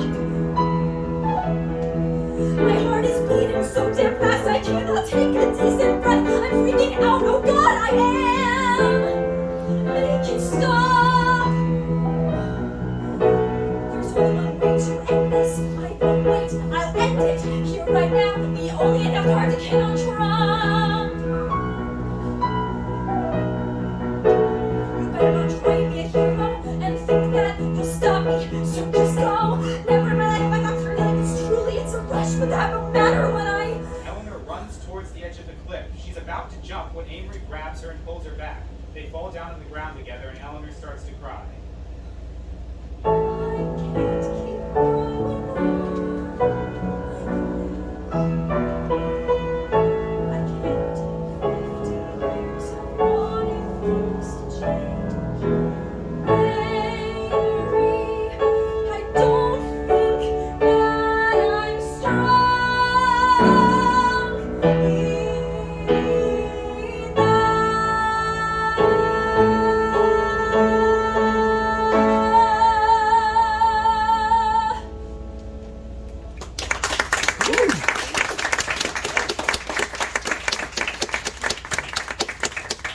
Eleanor continues to cry. Monsignor Darcy enters and stands at the corner of the stage. He looks at Amory, saying nothing. Monsignor? Monsignor Darcy exits. Wait, did you see him? Eleanor doesn't answer. Scene 8. A few days later, a street in New York City. Amory and Tom stand alone on the only black-lit corner of the stage. They are both dressed in black. wish I'd met him. I meant to take you. I took Byrne in college. He lived only a subway ride away, but I barely saw him since we came here. I was too occupied with Rosalind, which only resulted in Alec leaving. She's getting married. I heard. You're leaving me too. Only until my mother gets better. Then we'll get a new apartment. I'll need a job first. My money is really all gone. Yes, the last of the railway companies went under. I just have the Lake Geneva house left. We'll figure out something. You'll lose all respect for me if I say it, but I think my world has fallen apart. Well, this side of paradise. There's little comfort in the wise. Rupert Brooke. I see you grieving. I never stopped. But Rupert Brooke died of sepsis. To think a remarkable man, the most handsome in Europe, they say, could be killed by something so ordinary. Beatrice died despite her elegance. Monsignor died despite his intelligence. Dick Humbird died too because he didn't want to miss class. Byrne has been swallowed up by the world, and Alec hates us. We're still alive. A man with slicked back hair walks by. Amory and Tom look at him until he leaves. That one's a slicker, you would say, right? Gee, Tom, how could I have been so stupid? Trying to sort every man I met into one of two categories? It was convenient. No, it was easy. It let me look only so deep. Byrne was a typical big man as far as my system went. He was involved with everything. The newspaper, the Triangle Club, the fraternities. He didn't graduate college, and he was about as dumb socially as one could get. There was so much more to him, though. Things the system couldn't perceive. I should be going. Tom puts out his hand. Amory looks at it for a moment, then he shakes it. Tom leaves. The lights come up to reveal 4 chairs in the middle of the stage. There are seats on the top of a bus. Amory takes one and the bus begins to move. Amory begins a dialogue with the absent voices of the people he's known. Well, what's the situation? That I have about $24 to my name. You have the Lake Geneva estate. But I intend to keep it. Can you live? Can't imagine not being able to. People make money in books, and I've found that I can always do what people do in books. Really, they are the only things I can do. Be definite. I don't know what I'll do. Right now, I'm going to leave New York. It's a bad town unless you're on top of it. Do you want a lot of money? No, I am merely afraid of being poor. Very afraid? Just passively afraid. Where are you drifting? Don't ask me. Don't you care? Not really, no. Have you no interests left? None. Are you corrupt? I think so. I'm not sure. I'm not sure about good and evil at all anymore. Is that a bad sign in itself? Not necessarily. Where are you drifting? Beatrice, who is of course dead, enters and sits in one of the other chairs. Amory doesn't seem surprised by her presence. It's raining, but you chose to sit at the top of the bus. So? Didn't Froggy Parker say that sitting on something wet can give you appendicitis? I never told you that, Beatrice. You're here, in person now. No, of course I'm not. Where am I? 127th or 137th Street? 2 and 3 look alike. No, not much. You go to heaven. Probably not. You're my only immortality. We just passed 120th Street. It must have been 112th earlier. Do you remember what I told you in that hotel in... Where was it? Rosalind enters. We'll go searching for sunshine. I sure know there's none here. Why are you here? You weren't like Beatrice. Eleanor was like Beatrice. Eleanor enters.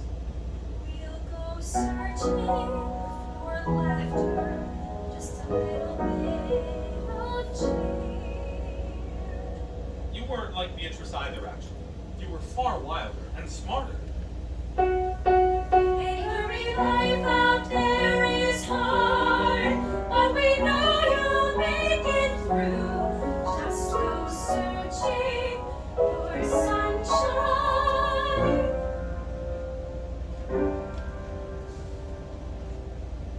Now we're at 127th Street. Amber stands up and leaves the bus. Beatrice, Rosewood, and Eleanor leave the stage. Can't make out any of the street signs in this mist. Dick enters. Unlike Beatrice, who looked like she did in life, Dick appears as if he has decomposed. He walks up to Amory. Amory quickly turns around. Is this what your body looks like now? It might, or it might look even worse. I could be just a skeleton by this point. Seems like it would take longer for a body to become a skeleton.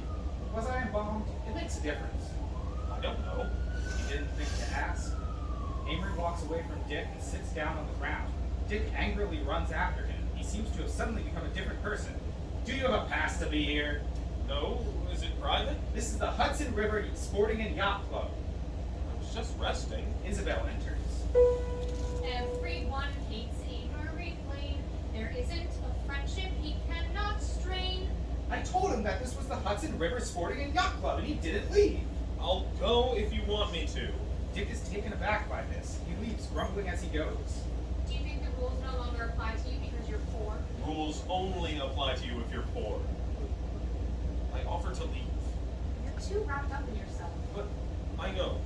But one day, I'll say, yes, perhaps I was an egotist in youth, but I soon found it morbid to think about myself too much. If you recognize that, why are you still an egotist? Isabel leaves before getting an answer. It doesn't matter, Amory didn't have an answer anyway. Darcy enters. Amory notices him and jumps to his feet. Monsignor, I was just thinking about you. You would have loved your funeral. Who sang the High Mass? Bishop O'Neill. And were many people there? Hundreds. All of them. Because they depended on you. People felt safe near you. Does that have any value to you, though? Do you remember your old epigram, very few things matter and nothing matters very much? I have given up on epigrams, especially that one. I want to be indispensable to people. I want to give them a sense of security, like you and Byrne. Where is Byrne these days? I suppose he is so lost in the world that he can't even exist in fantasy. There's a sudden sound of a car. It causes Darcy to leave. In the two front chairs in the middle of the stage, which now represent a car, not a bus, appear two men, a man in goggles and a little man. The little man is in the driver's seat, the man in goggles is next to him. Need a lift? Yes, thanks. Amory sits in one of the chairs. Going far? Very far. You walking for exercise? No, I can't afford a ride. Oh. Are you looking for work? There's lots of work. What's your trade? I don't have one. You're a clerk, huh? Of course I want a lot of money. Everyone wants money, but no one wants to work for it. That's a natural desire. Money helps you get what you want, and work keeps you from doing what you want. Don't you want easy money? Of course not. Since I have no money at the moment, though, I'm considering becoming a socialist. A bomb thrower? Well, if I knew you were one of them, I'd have run you over instead of giving you a ride. Huh. If you're not a bomb thrower, what are you? An idealist? Is there money in being an idealist? If so, I might try it. Did you lose your job? You could say that. What was it? Advertising. There's a lot of money in advertising. There's good money in everything eventually, but good luck finding any halfway decent intellectual to hold out that long. What are you laughing at? Intellectuals. Do you even know what that means? It usually means... It always means smart and well-educated. So, you object to capital control printing. Is that it? Yes, I object to doing a man's work for him. It seems the root of all business is overworking and underpaying idiots who submit to it. Are you kidding? The unions won't let us get any work out of a man and expect us to still pay him. That's just because you people never make concessions until you're forced to. What people? Your class, and the class I used to belong to, the moneyed class. Do you think that a road mender would be more willing to give up any money if he had it instead of me? No, but what does that matter? Suppose it doesn't. Go on. I've been waiting to talk to one of your kind. Life no longer changes century by century. It changes year by year, but we're still dawdling along. We need to go faster, much faster. First, every child should have an equal start with only what nature gives him. He shouldn't be given a leg forward with money. All right. Next, we should try out government ownership of all industries. That's a proven failure. No, it merely failed.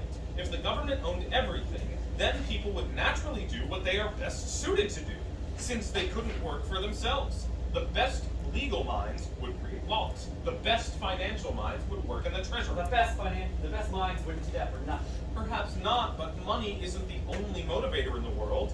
I thought you said everyone wanted a lot of money. That's just because it's possible to have a lot of money. If it were illegal to own more than so much, people would inevitably find something else to strive for. Honor.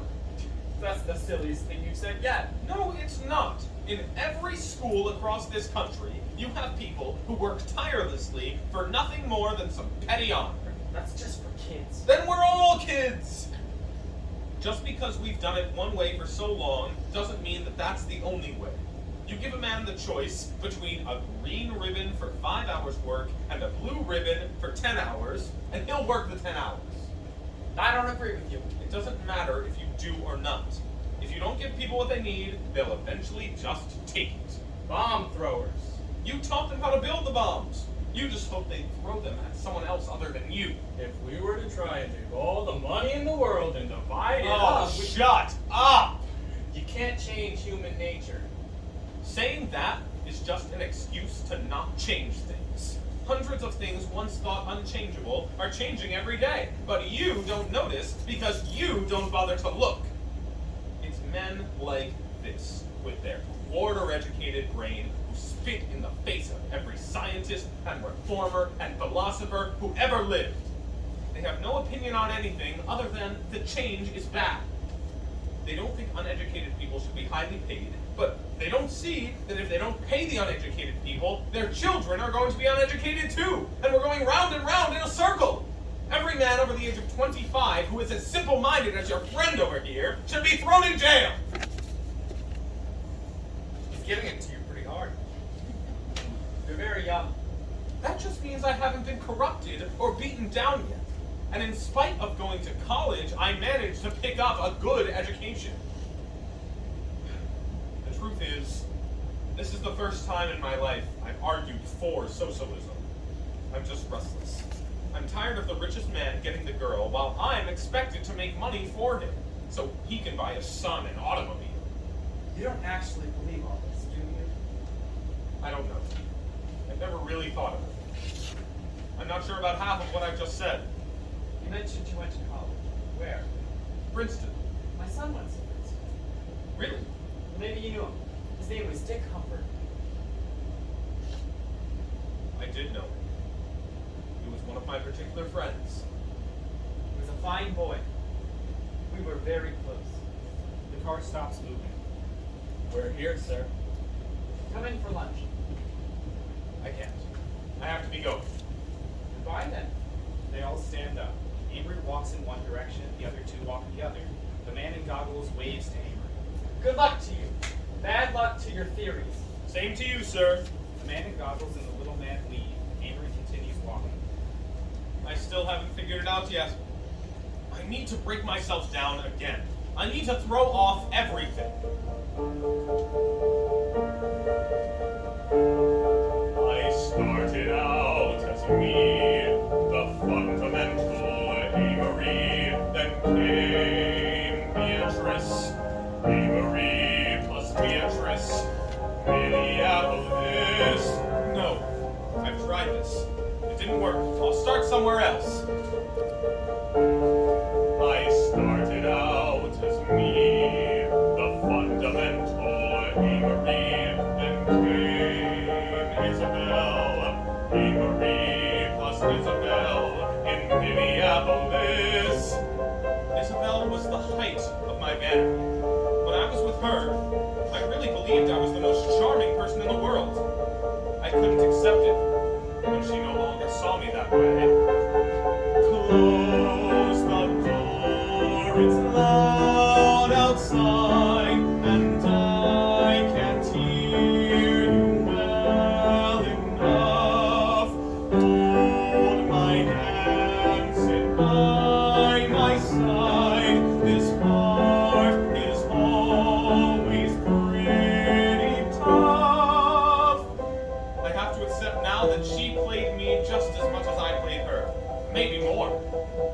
personality or my intelligence that got her to like me. I was just handsome.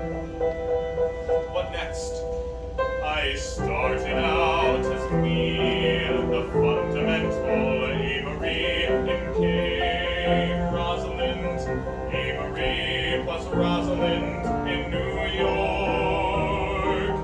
Rosalind, our love just tore us apart, and we couldn't survive, for the passion we had made us feel so alive, yet drove us mad. I'd rather keep you in my heart than have to watch you fall apart. All the things that you adore in me will bring you misery when the world becomes too much. Because I know I destroy everything I touch. She doesn't seem to be destroying Dawson Ryder. Her base? Was it all just a lie? No. I have to keep going. I started out as me, the fundamental Amory, then came Eleanor, Amory plus Eleanor, wild Eleanor. Eleanor didn't need me. She needed help. Help that I couldn't give to her. Though, I feel I may have loved her more deeply than anyone else. It's because we were the same. I need help too. I don't know where to get it. I can't keep going on like this. I can't take 50 years of wanting things to change. Maybe there's nothing to find, and I'll have to live with doubt. I'm searching for a light, but that's where I first went wrong. You yourself's the only light, and with it you are strong enough. Amory, you know that you are strong enough. And once more back to me, the fundamental Amory, not Beatrice or Isabel or Rosalind or Eleanor, but me. I did not find the truth out there, but I have found what's real.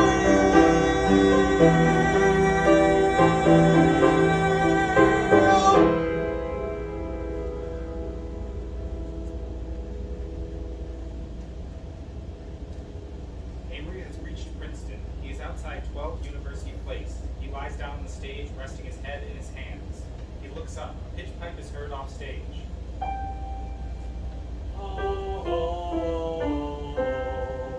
She works in a jam factory, and that may be alright. But you can't fool me, for I know damn well that she don't make jam all night.